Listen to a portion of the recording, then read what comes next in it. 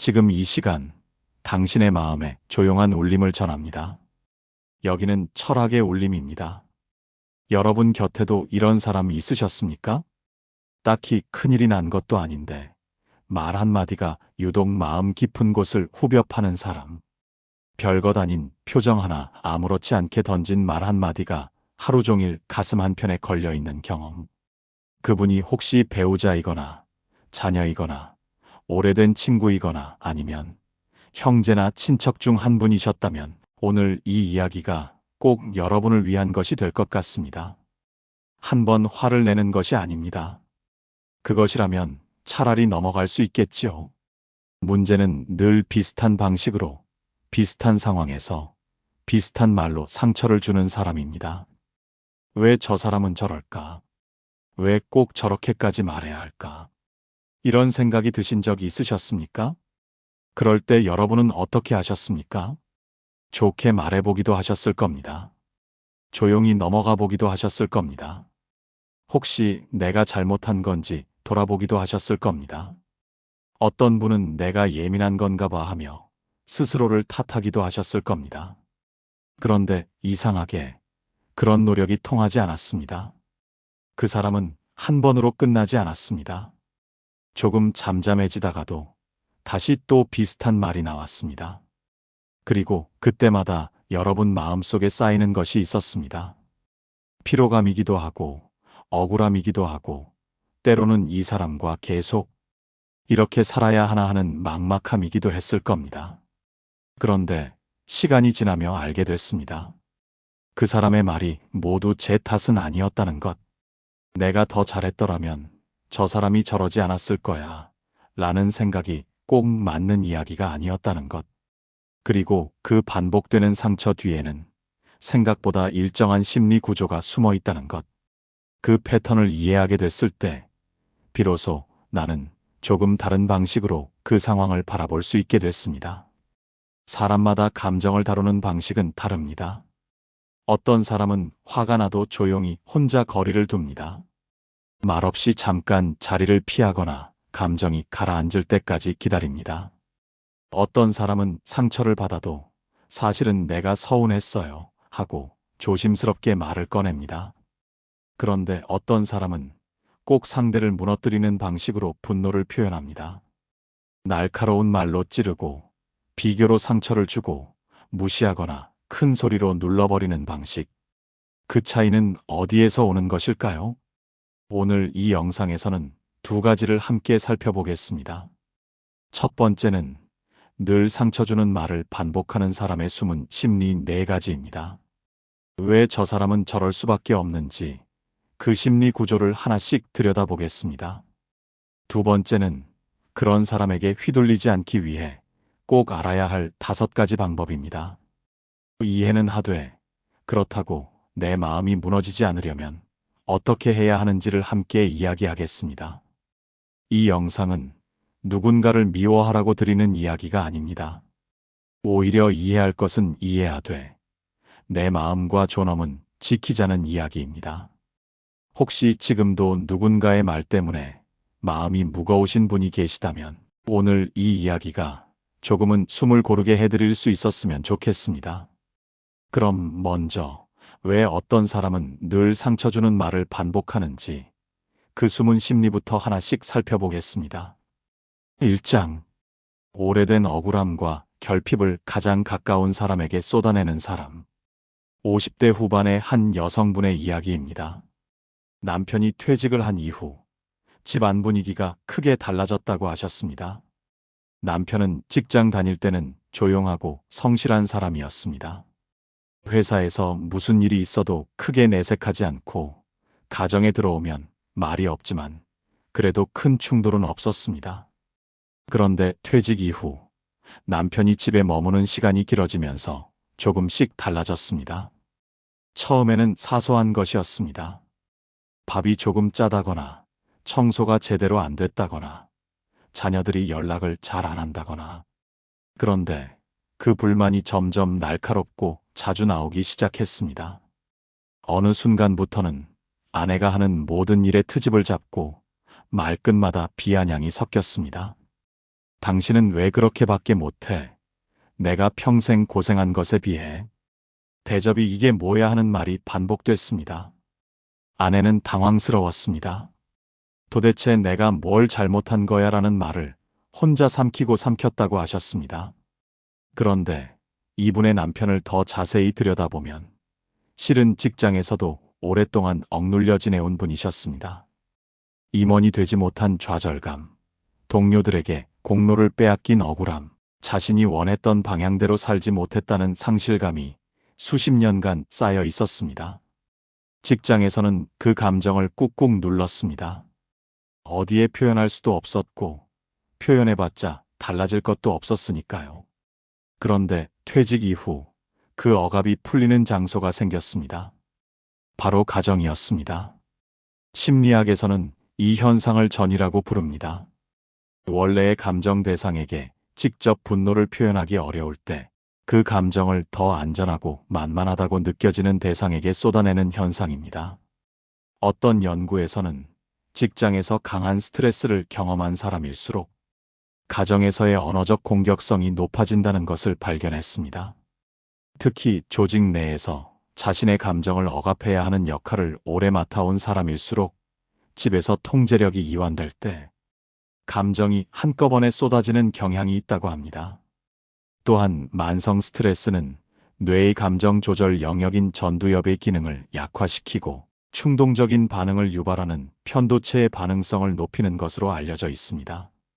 즉, 오래 참아온 사람일수록 쌓인 감정이 갑자기 터질 가능성이 높아지는 것입니다. 이 심리의 핵심은 바로 이것입니다. 가까운 사람에게 화를 낸다는 것이 그 관계에 대한 분노가 아닐 수 있다는 것입니다. 밖에서 참고 집에서 터뜨리는 사람, 회사에서, 세상에서, 삶에서 받은 상처와 억울함을 오랫동안 어디에도 표현하지 못하고 살아온 사람, 그 사람에게 가정이란 유일하게 감정을 꺼낼 수 있는 장소처럼 느껴졌을 겁니다. 배우자는 내 편이니까, 자녀는 나를 버리지 않을 테니까, 오랜 친구는 이해해 줄 테니까. 그런 믿음 속에서 억눌렀던 감정이 그 방향으로 향하게 됩니다. 물론 그것이 옳은 방식은 아닙니다. 오히려 가장 소중한 사람에게 가장 상처를 주는 역설이 됩니다. 그런데 그 사람이 의도적으로 당신을 공격하려 했던 것인지 아니면 어딘가 쏟아낼 데가 없어 당신에게 쏟아낸 것인지를 구분하는 것은 중요합니다. 이해가 용서를 의미하지는 않습니다. 그러나 이해는 그 화가 온전히 나를 향한 것이 아닐 수 있다는 사실을 알아차리게 해줍니다. 특히 60대 이후 퇴직이나 노화, 역할 상실을 겪은 분들 사이에서 이런 현상이 자주 나타납니다. 사회에서의 자리가 줄어들수록 오랫동안 억눌렀던 좌절과 억울함이 가정이라는 좁은 공간 안에서 표출되기 쉬운 구조가 만들어집니다. 그 사람이 나쁜 사람이어서가 아니라 감정의 배출구가 거기밖에 없다고 느끼기 때문입니다. 한 가지 더 말씀드리고 싶은 것이 있습니다. 이런 패턴이 반복되는 관계에서 대부분 상처를 받는 쪽은 자기 자신이 무언가 부족한 것이 아닌가 하고 생각하게 됩니다. 내가 더 잘했으면 저 사람이 저러지 않았을 텐데. 그런데 사실은 어떤 배우자를 만났어도 어떤 자녀를 두었어도 그 사람은 비슷한 방식으로 분노를 표현했을 가능성이 높습니다. 그것은 당신의 문제가 아니라 그 사람이 감정을 다루는 방식 자체의 문제이기 때문입니다. 노자는 이렇게 말했습니다. 남을 아는 것은 지혜이나 나 자신을 아는 것은 밝음이다. 남을 이기는 것은 힘이나 나 자신을 이기는 것은 강함이다. 이 말이 이 상황과 이어지는 지점이 있습니다. 상처 주는 말을 반복하는 사람은 사실 가장 가까이에 있는 사람의 감정보다 자기 안에 억눌린 감정에 더 지배받고 있는 상태입니다. 자신이 어디서 왜 이렇게 쌓였는지를 알지 못한 채 그 감정이 흘러가는 대로 가장 안전하다고 느끼는 방향으로 쏟아내는 것입니다. 나 자신을 아는 사람은 그 감정을 안에서 다룰 줄 압니다. 그런데 그것을 배우지 못한 사람은 결국 가장 소중한 사람에게 가장 큰 상처를 남기게 됩니다. 사람이 당신에게 쏟아낸 말이 모두 당신의 것은 아닙니다. 그 화는 많은 부분 당신이 아닌 다른 무언가를 향하고 있었을지도 모릅니다. 그 사실을 아셨으면 좋겠습니다. 당신이 못나서가 아니라 당신이 너무 가까이 있었기 때문에 그 방향이 됐을 뿐입니다. 그 오랜 시간 동안 묵묵히 버텨오신 것, 그것만으로 충분히 대단하셨습니다. 2장. 열등감과 수치심을 숨기기 위해 공격하는 사람. 오랫동안 알고 지낸 지인이 사회에서는 성공한 것처럼 보이고 말도 잘하고 모임에서도 늘 중심에 서는 분입니다. 그런데 그 사람 곁에 오래 있다 보면 묘한 패턴이 보입니다. 누군가 잘 됐다는 이야기를 하면 꼭 한마디씩 깎아내립니다. 칭찬을 하려 하면 어디선가 비교 대상을 끌어와서 상대를 작게 만듭니다. 특히 여러분이 무언가 잘 됐다는 이야기를 하면 표정이 미묘하게 굳어지다가 그게 뭐 별것도 아니잖아요 같은 말이 자연스럽게 나옵니다. 한 분은 이런 이야기를 해주셨습니다. 동생이 딱 그런 사람이었다고 하셨습니다. 평생을 형보다 뒤처진다는 느낌 속에 살아온 동생이었는데 나이 들어서도 형이 무언가를 이야기하면 꼭 비꼬는 말이 따라왔습니다. 형은 항상 그런 식이지. 어쩜 그렇게 잘난 척이야 같은 말이 툭툭 나왔습니다. 형은 처음에는 진심으로 상처를 받으셨습니다. 내가 뭘 잘못한 건지, 동생이 나를 싫어하는 건지 오래 고민하셨다고 합니다. 그런데 시간이 지나면서 알게 됐습니다.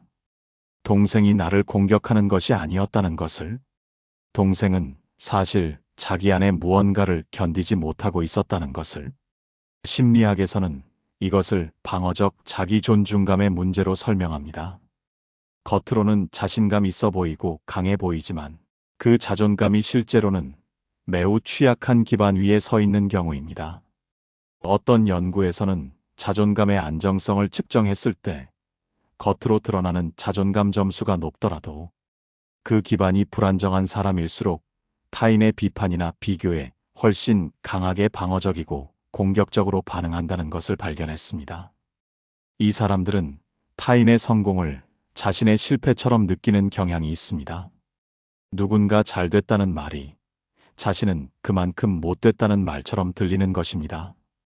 그래서 그 불편함을 빠르게 해소하기 위해 상대를 깎아내리는 방식을 선택합니다. 상대를 낮추면 상대적으로 자신이 높아지는 것처럼 느껴지기 때문입니다. 또한 심리학자 브레네 브라운의 수치심 연구에 따르면 수치심을 가장 강하게 경험하는 사람은 그것을 표현하는 것이 아니라 오히려 공격성으로 덮어버리는 경향이 있습니다. 나는 부족하다는 느낌이 너무 고통스럽기 때문에 그 느낌을 회피하기 위해 먼저 상대를 공격하는 것입니다. 사소한 말에 유독 발끈하는 사람, 별로 대단한 말을 하지 않았는데 갑자기 날이 서는 사람, 칭찬받는 상황을 보면 꼭 한마디 끼어드는 사람. 이 사람들을 보며 우리는 종종 왜 저러지? 저 사람은 왜 저렇게 예민한 거야? 라고 생각합니다. 그런데 그 예민함 뒤에는 아주 오래된 수치심이 자리 잡고 있는 경우가 많습니다. 수치심은 창피함과는 다릅니다. 창피함은 내가 한 행동이 잘못됐다는 감정입니다. 그런데 수치심은 나라는 사람 자체가 잘못됐다는 감정입니다. 평생 어딘가에서 너는 부족하다. 너는 안 된다. 왜 형처럼 못해? 왜 저 사람처럼 못해? 같은 말을 들으며 잘한 사람은 그 말이 내면 깊숙이 박혀버립니다. 나이가 들어도 그 상처는 사라지지 않습니다. 오히려 비슷한 자극이 오면 그 오래된 수치심이 다시 살아납니다. 그래서 이런 사람들은 무의식적으로 그 수치심이 올라오는 상황을 피하려 합니다. 그 방법이 바로 공격입니다.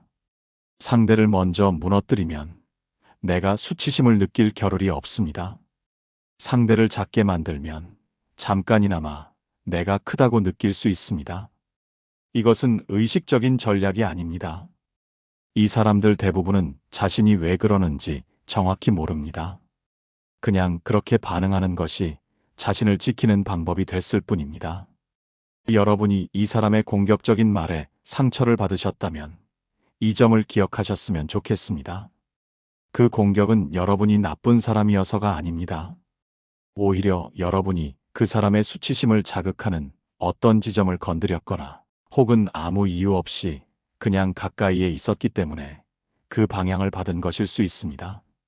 공격당했다고 해서 여러분이 작아질 이유는 없습니다. 그 공격은 여러분의 크기와는 아무 관계가 없습니다.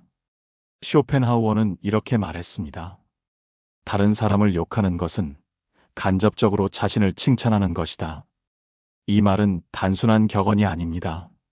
상대를 공격하고 깎아내리는 행동이 결국 자기 자신의 내면적 불안을 반영한다는 심리적 통찰입니다. 정말로 단단한 자존감을 가진 사람은 타인이 잘 됐을 때 위협을 느끼지 않습니다. 타인의 성공이 자신을 위협하는 것처럼 느껴진다면 그것은 그 사람의 내면이 그만큼 불안정하다는 신호입니다. 쇼펜하우어의 이 말을 떠올리면 그 사람의 공격적인 말이 조금 다르게 보이기 시작합니다. 그 말은 여러분에 대한 평가가 아니라 그 사람 자신의 내면 상태를 보여주는 말이기도 한 것입니다. 그 사람의 말이 오래 마음에 남아 있다면 오늘 이것만 기억하셨으면 좋겠습니다. 그 공격적인 말 뒤에는 아주 오래전부터 그 사람 안에 있던 상처가 있었다는 것. 그리고 그 상처를 당신이 치료해 줄 의무는 없지만 당신이 그 상처의 탓을 받을 이유도 없다는 것. 여러분은 충분히 괜찮은 사람입니다. 3장. 통제력을 잃는 것이 두려워 화로 상대를 누르는 사람. 자녀들이 결혼 이후 가끔 명절 일정을 조율해달라고 이야기를 하면 남편이 격하게 화를 냈다고 합니다. 그걸 왜 이제 와서 바꿔? 원래 이렇게 해왔잖아. 아내가 조심스럽게 의견을 냈을 때도 마찬가지였습니다. 조금이라도 자신이 생각한 방식과 다른 방향이 나오면 갑자기 분위기가 얼어붙고 목소리가 높아졌습니다.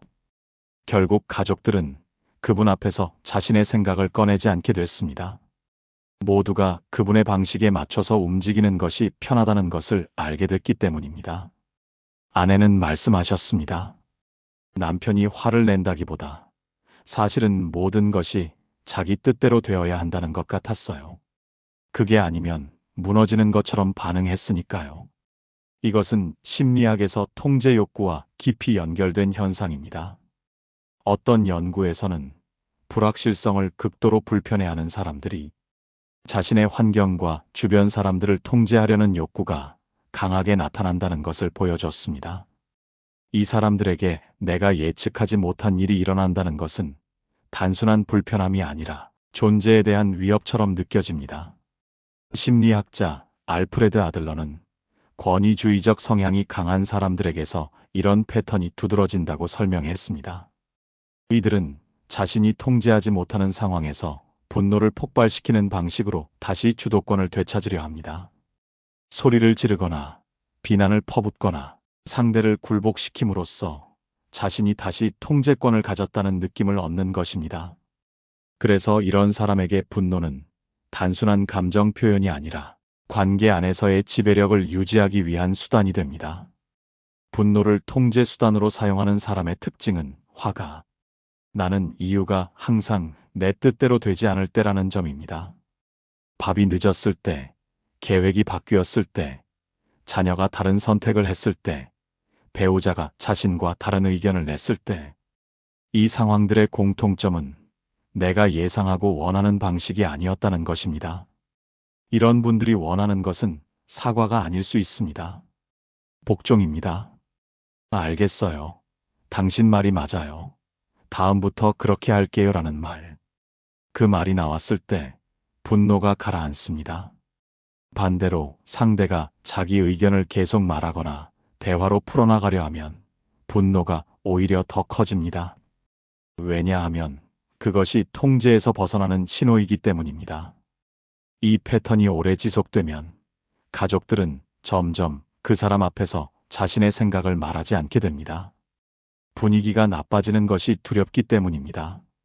그러면 겉으로는 평화로워 보이지만 실제로는 모두가 침묵 속에 각자의 마음을 숨기고 사는 관계가 됩니다. 아이러니하게도 통제하려 할수록 관계는 더 형식적이고 표면적인 것이 되어버립니다. 중요한 것은 이 사람이 왜 그렇게까지 통제를 원하는지입니다. 많은 경우 그 근원에는 불안이 있습니다. 삶이 내 뜻대로 되지 않을 것 같다는 두려움, 나이 들어가면서 점점 힘과 영향력을 잃어가는 것에 대한 공포, 아니면 어린 시절부터 예측 불가능한 환경 속에서 살았기 때문에 무언가를 통제하는 것이 유일한 안전감의 방법이 됐던 경험. 그 오래된 두려움이 화라는 방식으로 표현되는 것입니다. 그러나 아무리 그 배경이 이해된다고 해도 그 화를 매번 받아주는 것이 당신의 의무는 아닙니다. 그리고 그 화에 눌려 침묵을 선택해온 것이 사실은 관계를 더 나쁘게 만들었을 수도 있다는 것도 알아주셨으면 합니다. 에픽테토스는 이렇게 말했습니다. 인간을 불안하게 만드는 것은 사건 자체가 아니라 그 사건에 대한 판단이다. 통제 욕구가 강한 사람에게 이 말은 정확하게 적용됩니다. 그 사람이 화를 내는 것은 실제로 일어난 사건이 정말로 끔찍하기 때문이 아닙니다. 그 사건이 내 통제를 벗어났다고 판단하기 때문입니다.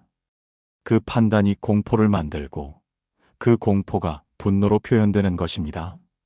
그래서 이 사람에게 진짜 필요한 것은 통제가 아니라 통제하지 않아도 괜찮다는 내면의 신뢰입니다. 하지만 그것을 얻지 못한 채 나이 들어온 사람들은 계속 분노로 그 불안을 막으려 합니다. 그 화 앞에서 오랫동안 말을 삼켜오셨다면 그 시간이 얼마나 숨막히는 시간이었을지 느껴집니다. 당신이 말을 삼킨 것은 약해서가 아니라 그 상황에서 살아남기 위한 방법이었을 겁니다. 이제는 그 무게를 조금 내려놓으셔도 됩니다. 4장. 감정을 말로 표현하는 법을 배우지 못해 분노만 꺼내는 사람. 남편이 늘 잔소리와 비난을 했는데 어느 날 우연히 남편의 진심을 듣게 됐다고 하셨습니다. 남편이 아팠던 적이 있었고 병원에 혼자 다녀오면서 며칠째 말이 없다가 갑자기 화를 냈는데 나중에 알고 보니 당신이 같이 와주지 않아서 서운했다는 것이었습니다. 하지만 남편은 그 말을 직접 하지 않았습니다. 요즘 당신은 나한테 관심도 없어. 집에 혼자 있는 게 다 뭐야 같은 말이 나왔을 뿐이었습니다. 아내는 그냥 같이 가고 싶었다고 말해줬으면 됐는데 라고 하셨습니다. 그 한마디를 왜 못했을까? 그 대신 왜 화로 표현했을까? 이 질문이 이 장의 핵심입니다. 심리학에서는 감정을 언어로 표현하는 능력을 정서어휘라고 부릅니다. 연구에 따르면 정서어휘가 부족한 사람일수록 부정적인 감정을 신체, 반응이나 행동으로 표현하는 경향이 높습니다. 즉, 서운하다, 외롭다, 두렵다고 말하는 대신 화를 내거나 공격적인 행동으로 표현하는 것입니다. 이런 경향은 어린 시절의 환경과 깊이 연결되어 있습니다. 감정 표현이 억압되는 가정환경, 혹은 남자는 울면 안 된다, 힘든 티 내지 마라 같은 메시지를 오랫동안 받으며 자란 사람들은 자신의 내면, 감정을 언어로 꺼내는 방법을 배우지 못한 경우가 많습니다. 결국 서운함도, 외로움도, 걱정도, 두려움도 모두 하나의 출구만 알고 있습니다. 그것이 바로 분노입니다. 서운하다 대신 화를 냅니다. 걱정된다 대신 잔소리를 합니다. 외롭다 대신 공격적으로 반응합니다. 두렵다 대신 통제하려 합니다. 이 사람들의 분노는 사실 분노만이 아닙니다. 그 안에 다른 감정들이 빽빽하게 들어 있습니다. 그런데 그 감정들이 분노라는 형태로만 나올 수밖에 없는 것입니다. 이것은 의지의 문제가 아닙니다. 배움의 문제입니다. 어릴 때부터 나는 지금 서운하다고 말하는 방법을 배운 사람과 그런 말을 하면 약하다거나 철없다는 말을 들었던 사람은 나이가 들어서도 감정을 표현하는 방식이 다릅니다. 특히 60대 이상, 성별을 막론하고 많은 분들이 감정을 직접 언어로 표현하는 것이 불편하거나 낯설었던 시대를 사셨습니다. 감정을 말하는 것이 약함의 증거처럼 여겨졌던 시절이었기 때문입니다.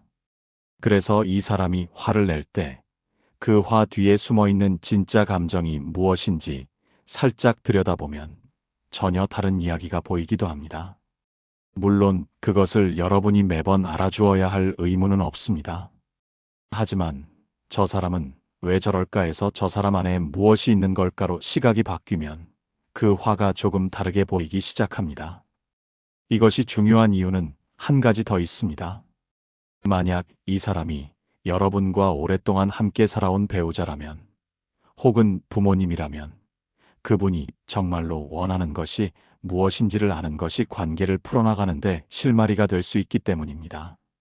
화에 화로 맞서거나 혹은 화를 피하기만 하는 것 외에 때로는 지금 많이 서운하셨던 건가요? 하고 조심스럽게 가다아 보는 것이 뜻밖의 전환점이 되기도 합니다.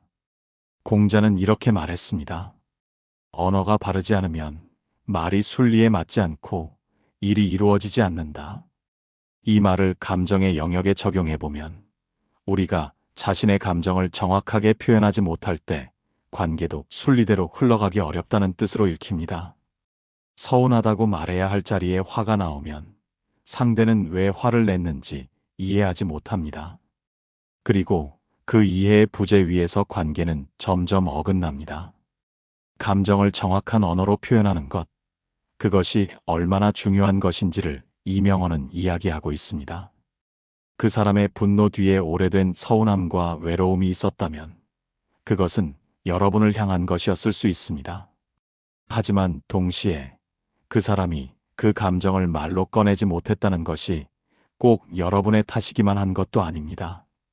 우리 중 많은 분들이 감정을 말하는 법을 배울 기회 없이 살아오셨습니다. 그 사실을 이해하는 것이 시작일 수 있습니다. 여기까지 들으시면서 아마 이런 생각이 드셨을지도 모르겠습니다. 그래, 저 사람이 왜 저렇게 말하는지는 조금 알겠다. 오래된 억울함이 있었을 수도 있고, 마음 깊은 곳에 수치심이 쌓여 있었을 수도 있고, 통제력을 잃는 것이 두려워 더 크게 화를 냈을 수도 있고, 서운함이나 외로움을 말로 표현하지 못해 결국 분노로만 쏟아냈을 수도 있겠구나 하고 말입니다. 실제로 그렇습니다. 늘 상처 주는 말을 반복하는 사람의 뒤에는 생각보다 복잡한 심리와 오래된 결핍이 숨어 있는 경우가 많습니다. 그래서 그 사람의 말을 곧이곧대로 받아들이지 않고, 아, 저 사람 안에 저런 사정이 있었을 수도 있겠구나 하고 이해해보는 것은 분명 필요한 일입니다. 그 이해가 있어야 우리는 쓸데없이 모든 화살을 자기 탓으로 돌리지 않게 되고 조금은 더 차분하게 상황을 볼 수 있게 됩니다. 그런데 여기서 꼭 하나 짚고 넘어가야 할 것이 있습니다. 그 사람을 이해하는 것과 그 사람에게 계속 휘둘리는 것은 전혀 다른 문제라는 점입니다. 상대의 상처를 이해할 수는 있습니다. 왜 그렇게 화를 내는지, 왜 그렇게까지 날카로운 말을 반복하는지 짐작해 볼 수도 있습니다. 하지만 그렇다고 해서 그 분노를 내가 다 받아줘야 하는 것은 아닙니다. 그 사람의 사정이 곧 내 마음이 계속 무너져도 된다는 뜻은 아닙니다. 특히 가까운 사람일수록 우리는 이 부분에서 많이 흔들립니다. 가족이니까 이해해야 하나, 저 사람도 힘들어서 저러는 걸 텐데 내가 조금만 더 참아야 하나, 혹시 내가 더 잘했더라면 저 사람이 저렇게까지 화내지는 않았을까? 이런 생각이 들기 시작하면 어느새 우리는 그 사람의 분노를 이해하는 사람을 넘어서 그 사람의 감정에 끌려다니는 사람이 되기 쉽습니다. 상대가 화를 내면 내 하루가 흔들리고 상대 기분이 나쁘면 내가 잘못한 것처럼 마음이 무거워지고 그 사람이 또 무슨 말을 할까봐 내 말과 행동을 먼저 검열하게 됩니다.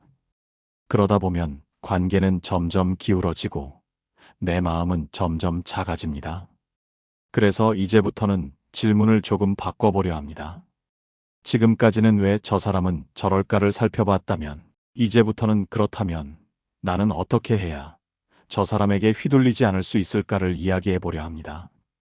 이제부터는 그 사람의 심리가 아니라 그 사람 앞에서 내 마음을 지키는 방법에 대해 이야기해 보겠습니다. 5장.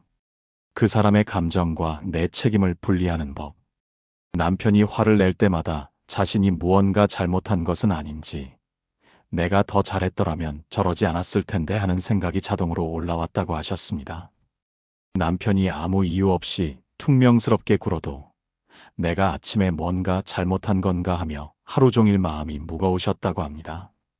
그러다 보니 항상 긴장 속에 살게 됐고, 남편의 표정을 먼저 살피고 그것에 맞춰서 자신을 조절하는 것이 하루 일과가 됐습니다. 어느 날 딸이 이렇게 말했다고 합니다. 엄마, 아빠 화난 거랑 엄마가 잘못한 거랑 왜 같다고 생각해요? 그 한마디가 오랫동안 당연하게 여겨왔던 패턴을 처음으로 흔들었습니다. 심리학에서는 이것을 정서적 전염과 과잉 책임감으로 설명합니다. 오랫동안 분노가 많은 사람 곁에 있다 보면 그 사람의 부정적 감정 상태가 나에게도 전달됩니다. 그리고 그 감정의 원인이 나에게 있다고 자동으로 귀인하는 패턴이 형성됩니다. 특히 어릴 때부터 어른이 화나면 내 탓이라는 환경에서 자란 분들, 혹은 오랫동안 상대의 감정을 책임지는 역할을 맡아온 분들에게 이 패턴이 강하게 나타납니다. 심리학 연구에서는 이런 과잉 책임감이 만성 불안, 낮은 자존감, 관계 소진과 깊이 연결되어 있다는 것을 보여줍니다. 상대의 감정이 내 책임이라고 느낄수록 그 감정의 기복에 따라 나의 하루가 흔들리게 됩니다. 저 사람이 화가 났다는 사실과 내가 잘못했다는 사실은 같은 말이 아닙니다.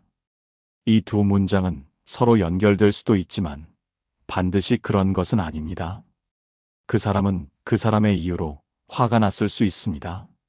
몸이 안 좋아서, 오래된 스트레스가 쌓여서, 오늘 밖에서 기분 나쁜 일이 있어서, 아니면 일장에서 이야기한 것처럼 오래된 억울함이 올라와서 그 화가 나를 향해 있다고 해서 그 화의 원인이 나라는 의미는 아닙니다. 물론 때로는 내가 실수를 해서 상대가 화가 난 것일 수도 있습니다. 그럴 때는 진심으로 돌아보고 필요하다면 사과도 해야 합니다. 그런데 지금 이야기하는 것은 그런 상황이 아닙니다. 내가 딱히 잘못한 것이 없는데도 상대의 화를 내 것으로 떠안는 패턴, 그 자동적인 반응에 대한 이야기입니다. 이 분리를 실제로 연습하는 방법이 있습니다. 상대가 화를 낼 때 잠깐 속으로 이렇게 물어보는 것입니다.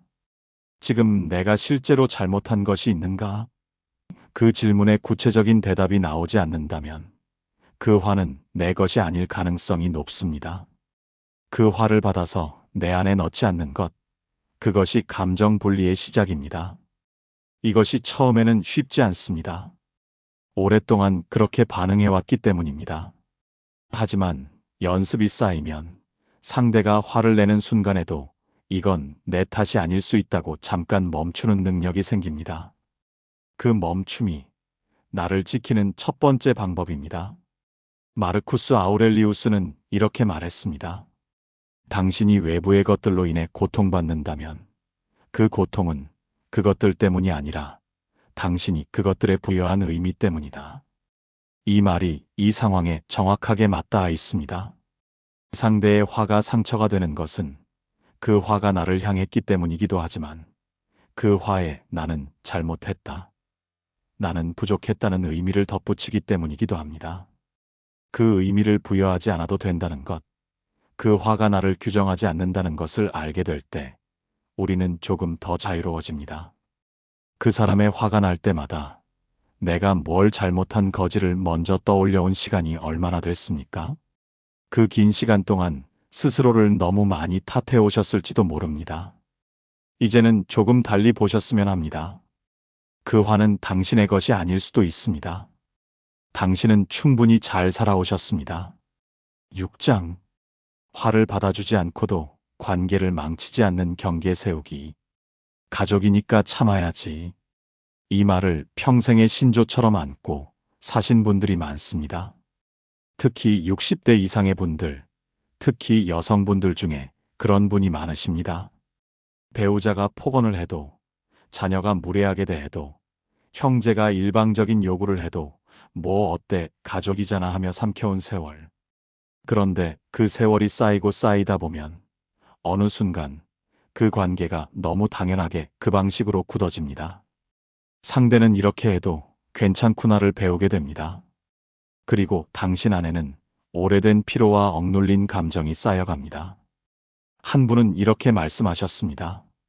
제가 참은 게 사랑이었는지 아니면 그냥 포기였는지 모르겠어요. 심리학에서는 경계를 자신이 어디에서 끝나고 타인이 어디에서 시작하는지를 아는 능력이라고 설명합니다.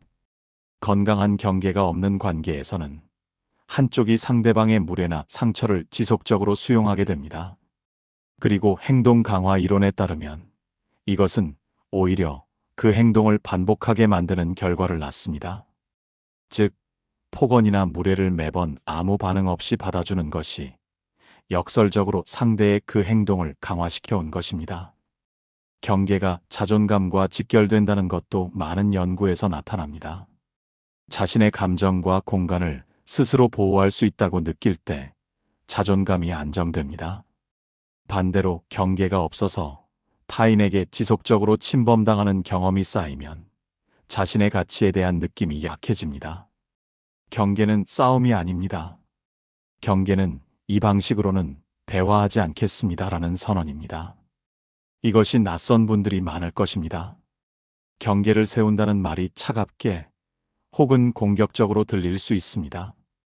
그런데 실제로 경계는 관계를 끊는 것이 아니라 관계를 지속 가능하게 만드는 방법입니다. 내가 무너지면 관계도 무너집니다. 내가 버텨야 관계도 이어집니다. 실제로 사용하실 수 있는 문장들이 있습니다. 예를 들어 이런 식입니다. 그렇게 말씀하시면 제가 대화를 이어가기 어렵습니다.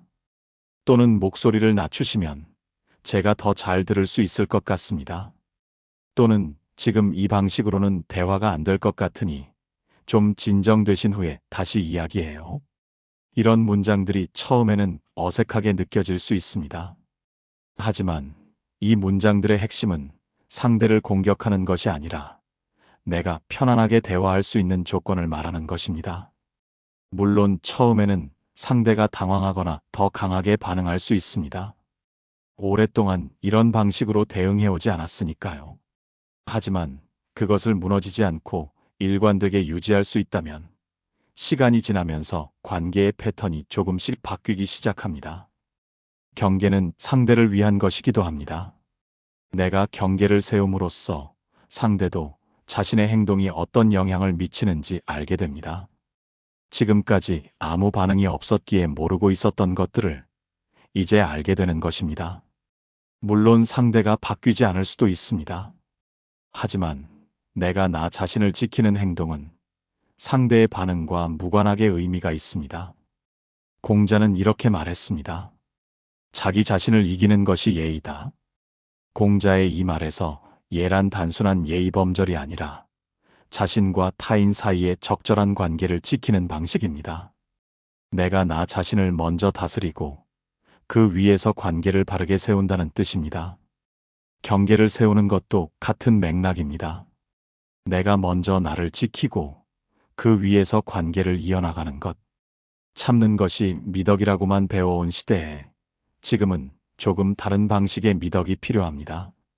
나 자신을 지키는 것, 그것도 하나의 예의입니다.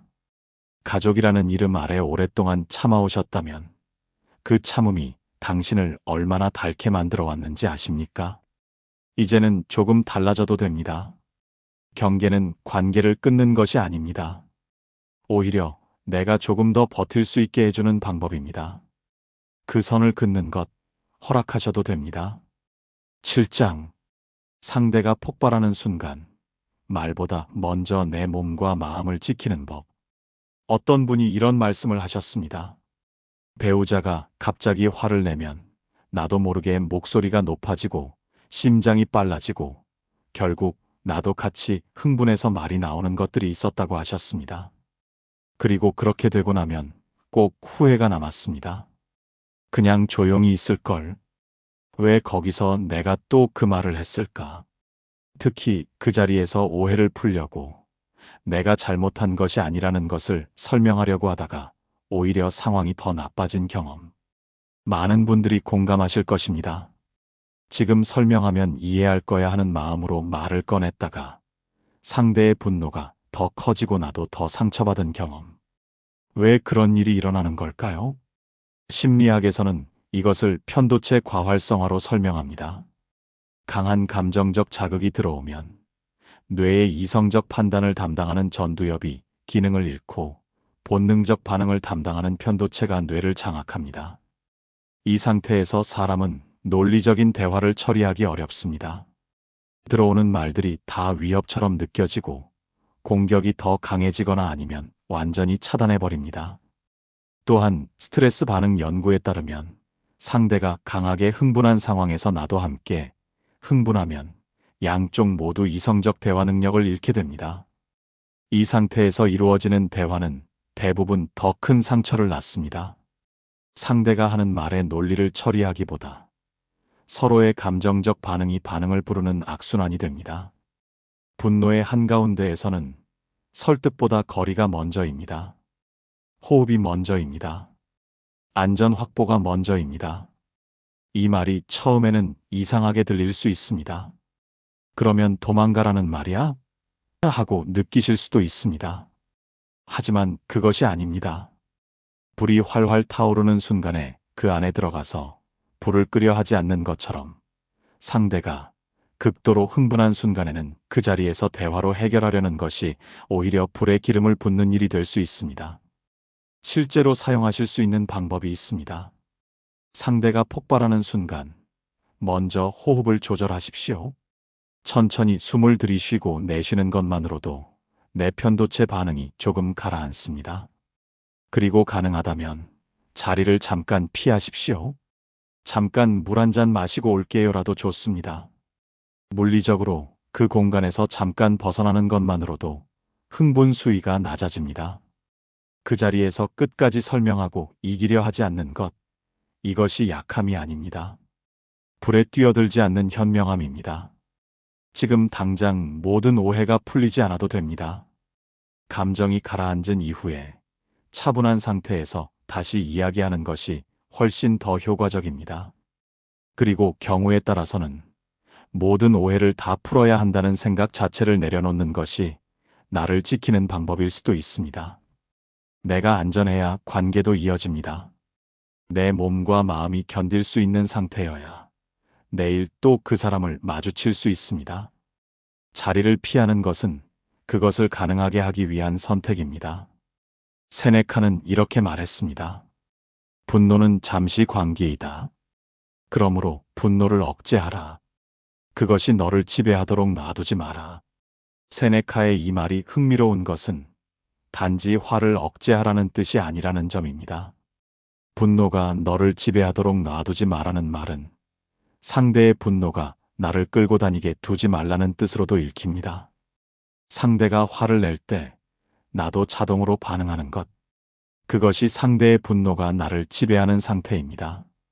그 순간 한 발 물러서는 것은 분노에 지배당하지 않는 선택입니다.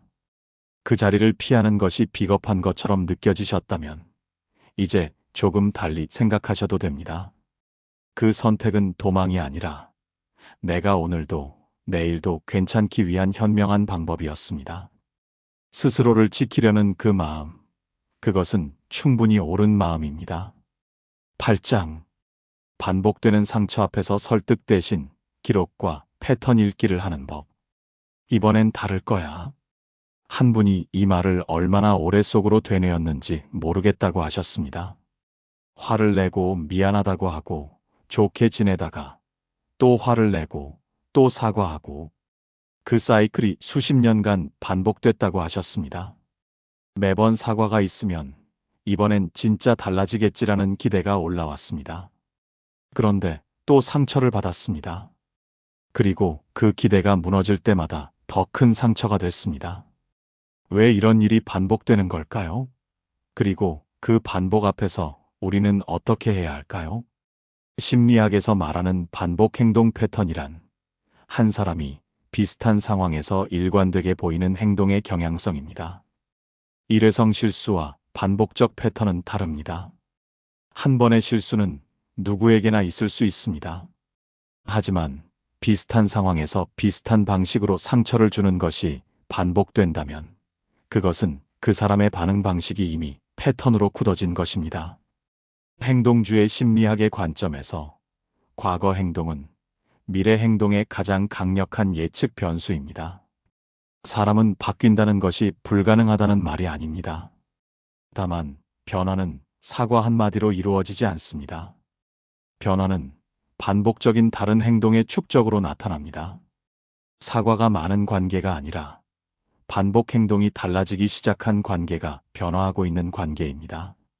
사람은 말보다 반복 행동으로 자신을 드러냅니다. 이 문장이 이 장의 핵심입니다. 다음엔 안 그럴게라는 말이 있었습니다. 미안해라는 말도 있었습니다. 그런데 다음에 또 비슷한 일이 있었습니다. 그러면 그 사람의 진짜 모습은 어느 쪽입니까? 말입니까? 아니면 행동입니까? 기록은 이것을 확인하는 도구입니다.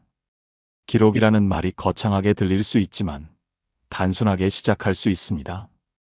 비슷한 상처를 받은 날짜와 상황을 짧게 적어두는 것입니다. 한 달, 두 달이 지나면 그 기록이 패턴을 보여줍니다. 어떤 상황에서 반복되는지, 사과 이후 얼마나 지속되는지, 실제로 달라진 것이 있는지. 이것은 상대를 공격하기 위한 것이 아닙니다. 나 자신이 현실을 정확하게 보기 위한 도구입니다. 우리는 감정이 개입될 때 기억이 왜곡되기 쉽습니다. 좋을 때는 모든 것이 좋아 보이고 나쁠 때는 모든 것이 나빠 보입니다.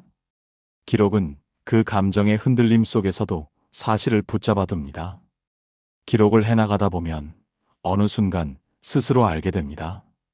이것이 일회성 실수인지 아니면 반복적인 패턴인지를. 그리고 그 패턴을 정확히 보게 되면 다음에 또 이번엔 다를 거야 라는 기대로 상처받을 가능성을 조금 줄일 수 있습니다. 기대를 버리라는 말이 아닙니다. 현실에 근거한 기대를 하라는 말입니다. 아리스토텔레스는 이렇게 말했습니다. 우리는 우리가 반복하는 행동이다. 탁월함은 행동이 아니라 습관이다. 이 말은 한 사람의 본질이 특별한 순간의 행동이 아니라 반복되는 습관적 행동 속에 있다는 것을 이야기합니다. 그 사람이 화가 난 순간의 한 말보다 그 이후에 반복적으로 어떻게 행동해 왔는지가 그 사람을 더 정확하게 보여줍니다. 사과 이후에도 비슷한 행동이 반복된다면 그것이 그 사람의 습관입니다. 그 현실을 정확히 보는 것, 그것이 나를 지키는 지혜의 시작입니다. 이번엔 다를 거야 라는 기대를 품었던 것은 당신이 어리석어서가 아닙니다. 사람을 믿고 싶었고 관계가 나아지기를 바랐기 때문입니다. 그 마음은 아름다운 마음입니다. 다만 이제는 말뿐만 아니라 행동을 함께 보시면 좋겠습니다. 사과만큼 달라진 행동이 따라오는지 그것도 함께 보시면 좋겠습니다. 9장. 끝까지 안 바뀌는 사람 앞에서 관계의 거리를 결정하는 기준. 시누이와의 관계가 수십 년째 불편합니다. 만날 때마다 어딘가 무시당하는 느낌이 들고 돌아오면 꼭 며칠씩 마음이 무거웠습니다. 주변에 이야기하면 그래도 가족인데 어떻게 이 나이에 새삼스럽게 관계를 정리할 수도 없잖아라는 말이 돌아왔습니다. 그러면서 또 만나고 또 상처받고 또 버티고 그 반복이 얼마나 됐는지 이제는 셀 수도 없다고 하셨습니다. 이 나이에 뭘 또 관계를 정리하나 하는 말 많이들 들어보셨을 겁니다. 그런데 이 말 뒤에는 사실 나는 그냥 참아야 한다는 체념이 숨어 있습니다. 그것이 정말 최선인지 오늘 함께 생각해 보고 싶습니다. 심리학에서는 만성적으로 스트레스를 유발하는 관계를 독성 관계라고 부릅니다. 이 관계가 위험한 것은 단순히 불편하기 때문만이 아닙니다. 만성 스트레스는 면역 체계를 약화시키고 수면의 질을 낮추며 우울과 불안을 높이고 심혈관 건강에도 영향을 미친다는 연구가 많습니다. 또한 관계 소진 연구에 따르면 일방적으로 에너지를 소비하는 관계에 오래 머무를수록 다른 건강한 관계를 유지하는 능력도 떨어진다고 합니다. 즉, 해로운 관계 하나가 당신의 전체 삶의 에너지를 잠식할 수 있다는 것입니다. 관계의 거리를 결정하는 것이 그 사람을 포기하는 것처럼 느껴질 수 있습니다. 특히 가족이라면 더욱 그렇습니다. 그런데 거리는 끊음이 아닙니다. 거리에도 다양한 방식이 있습니다. 만남의 빈도를 줄이는 것, 특정 주제나 상황에서는 함께하지 않는 것, 연락의 방식을 바꾸는 것, 같은 자리에 있더라도 내가 그 사람에게 쏟는 감정적 에너지를 조절하는 것, 이 모든 것이 거리의 방법입니다. 완전히 끊거나 아니면 완전히 받아들이거나 이 두 가지만 있는 것이 아닙니다. 거리를 결정할 때 판단 기준으로 삼을 수 있는 것들이 있습니다. 첫 번째는 사과보다 반복이 많은가입니다. 그 사람과의 관계에서 미안하다는 말이 많이 나왔지만 비슷한 상처가 반복된다면 말과 행동 사이에 격차가 있는 것입니다. 두 번째는 그 관계 때문에 내 건강이 무너지고 있는가입니다. 잠을 못 자거나 소화가 안 되거나 그 사람 생각이 하루를 지배하거나 이것은 신호입니다. 세 번째는 그 사람과 있을 때 내가 점점 작아지는 느낌이 드는가입니다. 내가 말하지 못하게 되고 내 생각을 꺼내지 못하게 되고 존재 자체가 위축되는 느낌. 이것도 중요한 신호입니다. 이 세 가지가 모두 그렇다로 향한다면 지금의 거리가 적당한지 한번 돌아볼 필요가 있습니다. 이것은 그 사람이 나쁜 사람이라는 판단이 아닙니다. 지금 이 거리에서 이 관계는 나를 너무 많이 소모하고 있다는 현실적 인식입니다. 가족이기 때문에 끊을 수 없다면 거리를 조정할 수 있습니다. 그것이 비정한 것이 아닙니다. 내가 살아야 관계도 이어집니다. 내가 바닥나면 그 관계도 더 이상 이어지지 않습니다. 나를 지키는 것이 사실은 관계를 지키는 방법이기도 합니다. 니체는 이렇게 말했습니다. 나를 죽이지 않는 것은 나를 강하게 만든다. 그런데 이 말의 반대 방향을 생각해 보면 어떨까요? 나를 죽이는 것에 가까운 무언가가 있다면 그것에 계속 노출되어 있는 것이 과연 강함인지를 물어야 합니다. 버팀이 강함이 아닐 수 있습니다. 때로는 피하는 것이 혹은 거리를 두는 것이 나를 지키는 강함일 수 있습니다. 니체가 이야기한 강함은 무조건 참고 견디는 것이 아니라 그 경험을 통해 더 나다운 나로 성장하는 것입니다. 그것이 가능하지 않은 관계라면 그 관계에서 거리를 두는 것이 오히려 나를 강하게 만드는 선택일 수 있습니다. 이 나이에 관계를 정리하는 것이 잔인한 것처럼 느껴지셨다면 이렇게 생각해 보시면 어떨까요? 관계를 정리하는 것이 아니라 거리를 조정하는 것이라고. 그리고 그 조정이 나 자신을 위한 것이라고. 오래 참아오신 것 압니다. 이제는 조금 다른 방식으로 자신을 돌봐주셨으면 좋겠습니다. 긴 이야기를 함께 해주셔서 감사합니다. 오늘 두 가지를 이야기했습니다. 왜 어떤 사람은 늘 상처 주는 말을 반복하는가? 그리고 그런 사람 앞에서 나는 어떻게 내 마음을 지킬 것인가? 먼저 분노가 많은 사람의 숨은 심리를 네 가지로 살펴보았습니다. 첫 번째는 오래된 억울함과 결핍을 가장 가까운 사람에게 쏟아내는 사람이었습니다. 밖에서 쌓인 상처와 좌절이 배출구를 찾아 가장 가까이 있는 사람에게로 향하는 현상. 그 화가 당신을 향했다고 해서 그 화가 당신 것은 아니라는 것을 말씀드렸습니다. 두 번째는 열등감과 수치심을 숨기기 위해 공격하는 사람이었습니다.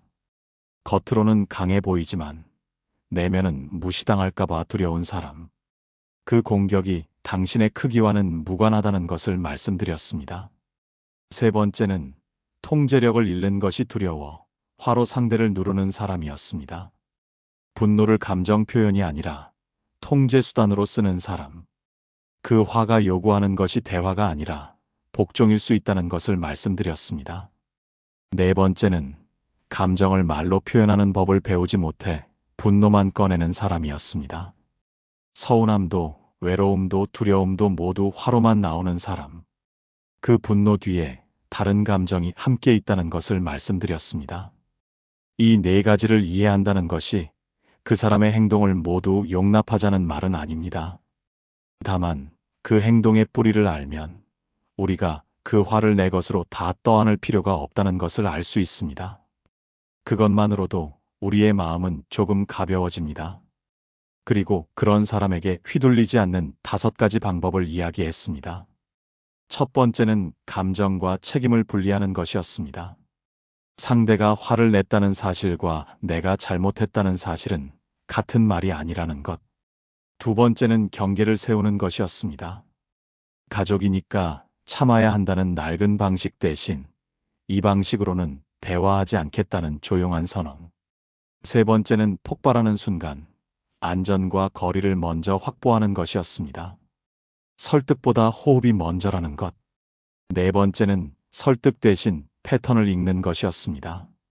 말보다 반복 행동이 그 사람을 드러낸다는 것. 5번째는 관계의 거리를 결정하는 기준을 세우는 것이었습니다. 거리는 끊음이 아니라 조정이며 나를 지켜야 관계도 이어진다는 것.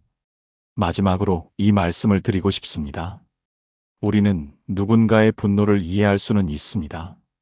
그 분노 뒤에 어떤 상처가 있었는지, 어떤 두려움이 있었는지, 어떤 결핍이 있었는지를 조금은 알게 됐습니다.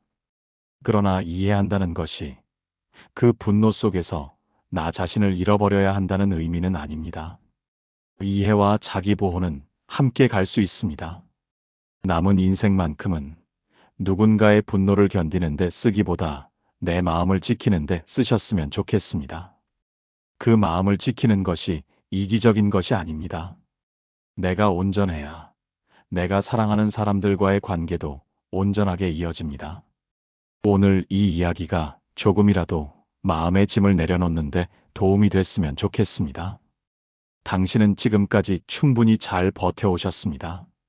그리고 앞으로는 조금 더 나 자신 편에 서서 살아가시기를 진심으로 바랍니다.